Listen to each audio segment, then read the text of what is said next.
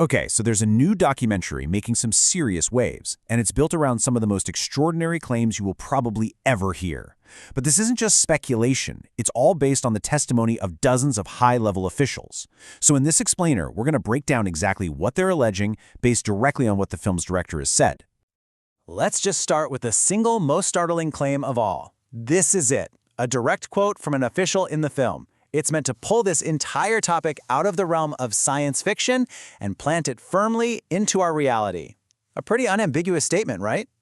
The documentary putting all this forward is called The Age of Disclosure, and its core idea is this. For 80 years, a massive secret has been kept from the world, a secret about the existence of what they're calling non-human intelligence.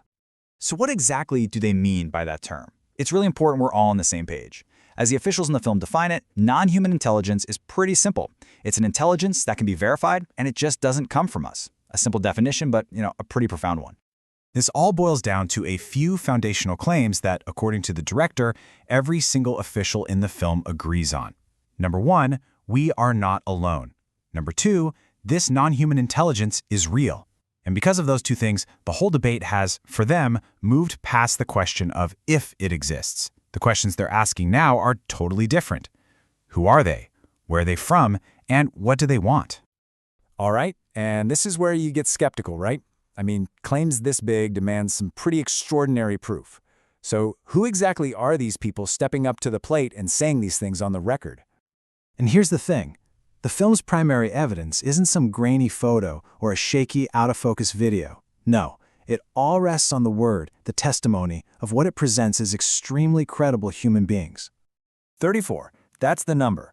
34 officials have apparently decided to come forward and break their silence for this documentary. And they're all putting their names and their reputations right on the line. And look, we're not talking about just anyone here. The film makes it clear these are extremely high-level people. Folks from the military, the government, the intelligence community. People who claim to have direct, hands-on, and often highly classified knowledge of this whole subject. What's really crucial here is that a lot of their testimony is firsthand. Some of them, like the person quoted here, are claiming they've seen recovered non-human craft and even non-human beings with their own two eyes. That's not hearsay. That's a direct, personal account of something, well, unbelievable. The director has a really interesting reason for taking this approach. He basically argues that we live in an age where any video or photo can be instantly dismissed as an AI fake. So what's the most compelling proof you can have? The testimony of credible people willing to stake their entire careers and reputations on what they're saying. Okay, so that leads us to the next logical question, doesn't it? If this stuff is real, and these people are telling the truth, then why on earth has it been a secret for almost a century? Well, the film's answer is pretty direct. It's because of a deliberate 80-year-long cover-up, an effort to hide this information not just from you and me, but from most of the U.S. government itself. So how did they supposedly pull this off for so long? The film lays out this timeline. It all allegedly started 80 years ago with a secret program. Over decades, that knowledge was systematically moved further and further away from public view, and even from congressional oversight. And today, the claim is that the information is tightly controlled by a very small group of gatekeepers inside the government and in private defense companies. And to give you a sense of just how deep this secrecy allegedly goes, get this. According to the sources in the film, this topic was considered so sensitive that even U.S. presidents were kept out of the loop. They were told things only on a strict need-to-know basis. So, why now? Why does any of this matter today? Well, the film argues this isn't just some historical oddity. It's a very active, very urgent national security issue, one they frame as a totally new kind of Cold War. Officials in the film report seeing these unidentified craft operating over our most sensitive nuclear facilities, and not just once, but repeatedly. And here's the really alarming part. They claim these craft have shown they can actually interfere with nuclear weapon systems for both the US and Russia. They've allegedly shut them down and even turned them back on.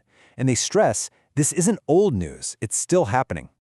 And all of this culminates in one pretty staggering claim. The film says that key people inside the U.S. government believe we are in a secret, high-stakes race against China and Russia, and the prize? To be the first nation to figure out and reverse engineer what they believe is technology from a non-human source. A really powerful analogy they use is the race to build the atomic bomb. Think about it. The Manhattan Project pretty much secured American dominance for the rest of the 20th century. The fear now is that whoever wins this race, the one to crack this non-human tech, could totally rewrite the global balance of power for the next 100 years. I mean, to put it in the bluntest terms possible, one official literally describes the potential of this technology as the atomic weapon on steroids. So that gives you an idea of the incredible stakes they believe are at play behind the curtain. Which of course brings us to the final million-dollar question. If this has been the most closely guarded secret in the world for 80 years, and the stakes are that high, why in the world is any of this coming out now? The film's answer is that a chain reaction has already started, one that's forcing this whole topic out of the shadows, whether some people like it or not. We are, as the title says, entering the age of disclosure. And this is supposedly happening in 3 steps. First, high-level whistleblowers started coming forward, telling key people about these hidden programs. That led to step 2. Senior members of Congress got briefed, and they started investigating. And now, that has kicked off step 3, a formal public push to get to the truth for Congress and for all of us. The director's conclusion from all this? He thinks the process is now unstoppable. He believes it is truly only a matter of time before a sitting president has to step up to a microphone and make what would be, without a doubt, the single most significant announcement in all of human history, that we are not alone. And that leaves us with the ultimate question, doesn't it?